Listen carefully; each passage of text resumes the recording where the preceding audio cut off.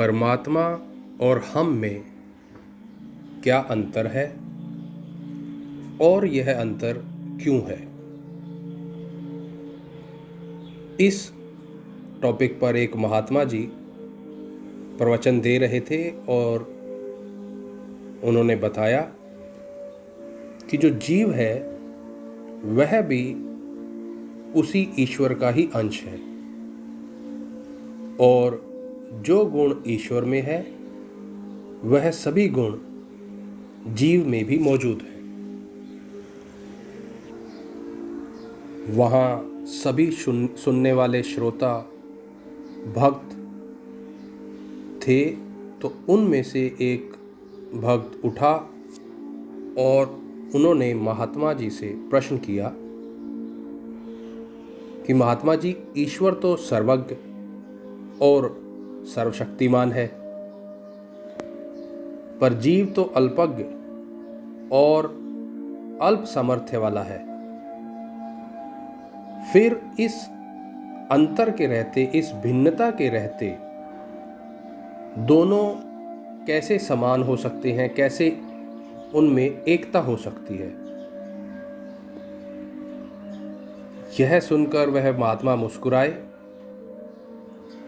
और क्योंकि वह गंगा नदी के तट पर प्रवचन दे रहे थे, तो उन्होंने पास में ही बह रही गंगा नदी की तरफ इशारा करके उस व्यक्ति से कहा कि एक लोटा गंगा जल ले आओ। वह व्यक्ति लोटे में गंगा जल भर के ले आया। फिर महात्मा ने उस व्यक्ति से पूछा कि अच्छा यह बताओ कि गंगा के जल और इस लोटे के जल में कोई अंतर है या नहीं। वह व्यक्ति बोला, महात्मा जी बिल्कुल नहीं, दोनों एक ही जल है।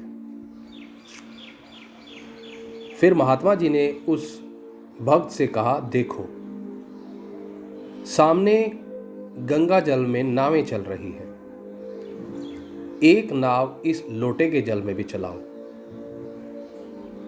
यह सुनकर वो व्यक्ति अचंभित हो गया और महात्मा जी का मुंह ताकने लगा। कुछ साहस करके फिर उसने कहा, महात्मा जी लोटा तो छोटा है और इसमें थोड़ा सा ही जल है, इसमें भला नाव कैसे चल सकती है।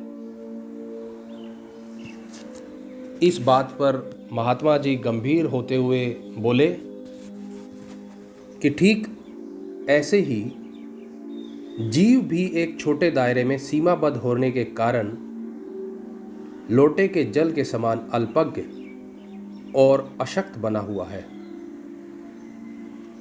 यदि यह जल फिर से गंगा में लौटा दिया जाए तो इसमें भी नाव चलने लगेगी। तो ठीक इसी तरह यदि हम भी अपने आप को ईश्वर में वापस से विलीन कर दें, अपने आप को ईश्वर के प्रति सरेंडर कर दें, तो हमारा भी फिर से वही सामर्थ्य हो सकता है। क्योंकि सीमाबद्ध होने के कारण हमें भी लगता है कि हम अल्पज्ञ और अशक्त हैं और हम में और ईश्वर में अंतर है। यह अंतर केवल हमारी सोच का दायरा है।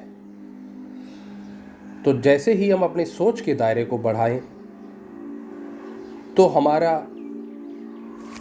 दायरा अपने आप वैसा ही सशक्त और समर्थ हो सकता है।